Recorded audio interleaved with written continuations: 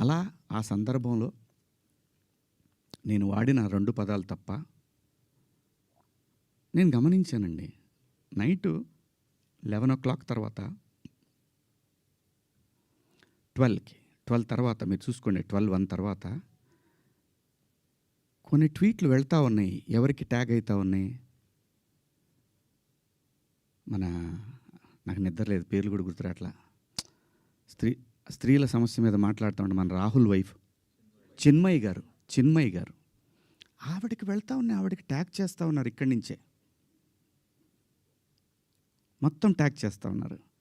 ఆ తర్వాత మన అనసూయ గారికి ట్యాగ్ చేస్తూ ఉన్నారు.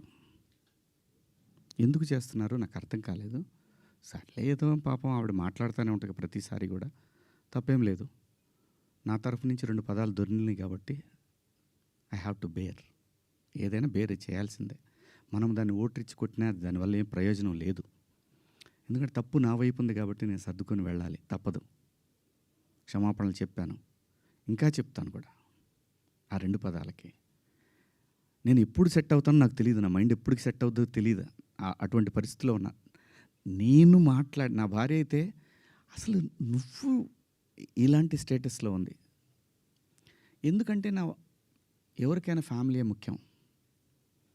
తను రేపొద్దున వాళ్ళ బంధువుల్లో ఇదేంటి ఇలా మాట్లాడాడు శివాజీ అంటే తను ఎంబ్రాసింగ్గా ఫీల్ అవుతుంది కదా. నా పిల్లలు వాడి ఫ్రెండ్స్ ఇదేంట్రా మీ నాన్న ఇలా మాట్లాడు, విచ్ ఈజ్ హర్టింగ్. నా ఇంటెన్షన్ బ్యాడ్ లేదు. ఇంకొకటి 30 సంవత్సరాల నుంచి నేను ఇక్కడ ఉంటున్నాను. ఏ రోజు నా దగ్గర నుంచి తప్పు జరగలేదు. ఆవేశంగా ఒక లెటర్ మాకు వెళ్ళిపోయింది. వెళ్ళిన తర్వాత వాళ్ళు డిస్కస్ చేయొచ్చు. ఏమని? కాదండి ఒకసారి శివాజీ తోటి మాట్లాడి ఆయనతోనే పెట్టిద్దాం ఒక అపాలజీ లెటర్ అని వాళ్ళు చెప్పొచ్చు. ఇవేవి జరగల. ఎవరికాళ్ళు ఆవేశంగా government of Andhra Pradesh, government of Telangana, CC to CP, CC to మహిళా commission, CC to PM, CC to international affairs. Why? ఒక్క మాట నన్ను అన్న ఏందన్న ఇట్లా మాట్లాడు. సారీ అమ్మ. నాకెవరు ఫోన్ చేయలేదు. ఒక సుప్రియ గారు సాయంత్రం ఫోన్ చేస్తే, అయ్యో శివాజీ గారు ఏంటి? సారీ అమ్మా, నేను పొరపాటున 2 పదాలు దొరికినాయి. అవునండి, ఐఎమ్ కంప్లీట్లీ రిగ్రెటింగ్గానే ఉందమ్మా నాకు. I'm very sorry. నాకు ఇప్పటికి కూడా అర్థంగా నేను ఎలా మాట్లాడాను ఆ 2 పదాలు అసలు. నేను బయట బూతులేం మాట్లాడినంటే మాట్లాడతానండి, మన అందరం మాట్లాడతామండి, అర్థం పర్థం లేని మాటలు మాట్లాడుకుంటాం. కానీ ఒక వేదిక, ఒక పద్ధతి, జనరేషన్స్కి మనమే చెప్పాలి కాబట్టి, మన పిల్లలకి చెప్పాలి కాబట్టి. ఆవిడ సరే అండి పెట్టేసేయండి అయిపోయింది. నేను ఇచ్చేసాను, అప్పటికే నేను పంపించేశానమ్మా అప్పుడే. ఎందుకంటే వాళ్ళందరూ నాకు తెలుసు, నన్ను అన్నా అని పిలుస్తారు. ఒక్క మాట నన్ను అడిగుంటే, ఒక్క మాట నేనేమన్నా మిస్బిహేవ్ చేశానండి ఎవరితోన్నా? ఎప్పుడన్నా మీరు ఏ ఆర్టిస్ట్ అయినా సరే, ఇప్పటికీ భూమిక గారితో చేస్తాను, మేడం అని పిలుస్తా, లయమ్మ అంట. రంభ గారితో చేశాను, సంగవి గారితో చేశాను, పెద్ద పెద్ద ఆర్టిస్టులతో చేశాను. ఇంత చిన్న మిస్బిహేవ్ చేయలేదు, చెయ్యను కూడా. ఎందుకంటే ఏదో ఒక రోజు ఇది మనకి గుదిబండై కూర్చుంటుంది. అందుకని నా నేను ఎప్పుడు కూడా అసలు అమ్మాయిలతో దగ్గర కూడా ఎవరైనా కనపడ్డా కానీ యాటిట్యూడ్ అనుకుంటారు, ఎందుకంటే దూరంగా ఉంటా. ఏమో ఏ దరిద్రం ఎలా మనం నెత్తికెక్కించుకోవాల్సి వస్తుందో, వాళ్ళు ఎక్కడ అబాస్ పాలవుతారో పిల్లల్ని. అది నా క్యారెక్టర్. నేను నా క్యారెక్టర్ని చెప్పుకొని మనం హైలైట్ అవ్వాలనే ఉద్దేశం నాకు లేదు. జరిగిన తప్పుని నేను ఎక్స్ప్లెనేషన్ ఇవ్వాల్సిన బాధ్యత నా మీద ఉంది మీ అందరి దగ్గరికి వచ్చి. అలాగే చూస్తున్న వాళ్ళ ప్రేక్షకులకు కూడా చెప్పాల్సింది. కానీ నిన్న మీరందరూ పెట్టారు, మీరందరూ లైవ్లు పెట్టారు, ప్రజల స్పందన మీరు చూశారు. అంతర్మాత్రం చేత నాకు సపోర్ట్ ఉంది నేను చెప్పట్లేదు. ఉన్నా సరే నేను మాట్లాడిన తప్పు ఇది చాలా దూరం క్యారీ ఫార్వర్డ్ చేస్తాం.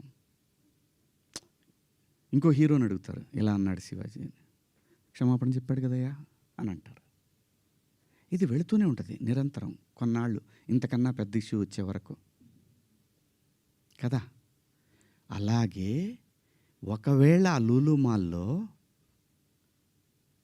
నిధి అగర్వాల్ పాపం ఆ పిల్ల బట్టలు ఏదన్నా ఒకటి జారితే ఆ అమ్మాయి జీవితకాలం ఆ వీడియోలు ఉంటాయి కదండి, తీమన్నా తీస్తారండి ఎవరన్నా? నన్ను చాలా ప్రొవోక్ చేసింది ఆ ఒక్క సిచ్యువేషనే. నేను మా సమంత గారిది నేను చూడలేదు, అయ్యింది అని అన్నారు. నేను అంటాను మీరంతా ఇప్పుడు నేను చెప్పిన మాట ఏంటి, అమ్మా మనకెందుకు ఈ దరిద్రం, ఇట్లా జనంలోకి వెళ్ళినప్పుడు కాస్త మంచి బట్టలు మీరు ఏమన్నా వేసుకోండి, చీరలు కట్టుకుంటారు. ఇప్పుడు మీరు వచ్చారమ్మా, చక్కగా నిండుగా వచ్చారు, ఎందుకు వస్తారు? మనకంటూ మనం ఒక చోటుకి వెళ్ళినప్పుడు మనకే ప్రమాదం లేకుండా మనల్ని ఎవడో విమర్శించకుండా బయటపడాలి అనేది ఉద్దేశం. అది నా ఇంటెన్షన్. శిక్ష వేసేవాడు కూడా ఫస్ట్ ఇంటెన్షన్ చూస్తాడు. ఇది ఏ ఇంటెన్షన్తో మాట్లాడాడు? జడ్జి అయినా, ఈవెన్ కేసు తీసుకునే ఎస్ఐ అయినా ఉమెన్ కమిషన్ దాకా పోవాలన్నా ఇది ఈ 2 పదాలు. నాకంటే పెద్ద పదాలు ఎవరు వాడలేదా ఈ పరిశ్రమలో? నాన్నే ఎందుకు మీరు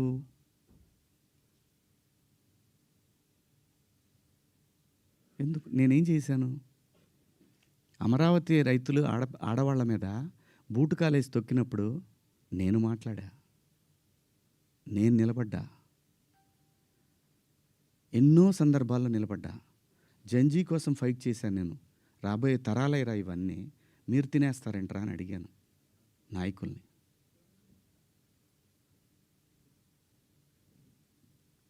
మీరందరూ కూడా మన పేపర్లో కానీ లేదని కానీ ఎప్పుడైనా సరే ఒక మిస్ వార్త ఏదన్నా గబుక్కన మనం టీవీలో ప్రజెంట్ చేసినా కూడా సవరణ అని ఒకటి ఇస్తారు మీరు. మనుషులు మనం సమర్థించుకోవట్లా, పొరపాటు జరిగింది అని చెప్తున్నాను నేను. దానికి మీరందరికన్నా కూడా ఎంత ఇది ఉందో కానీ నేను ఎప్పటికి సెట్ అవుతాను నాకు తెలీదు. నా ఆవేదన అంతా ఆ చిన్మయ్య గారి దగ్గర నుంచి అలా అలా అలా అలా అలా అలా వెళ్ళి హ్యూమన్ కమిషన్ ఉమెన్ కమిషన్కి వెళ్ళిపోయి వాళ్ళు నాకు మెసేజ్ పెట్టి నువ్వు 27వ తారీఖు మా దగ్గర అటెండ్ కావాలి అని. అమ్మ నేను ఆల్రెడీ క్షమాపణ చెప్పాను, వన్స్ మేము రిలీజ్ చేసిన తర్వాత రావాలి. వెళ్తా, చట్టాన్ని గౌరవించాలి, ఖచ్చితంగా వెళ్తా.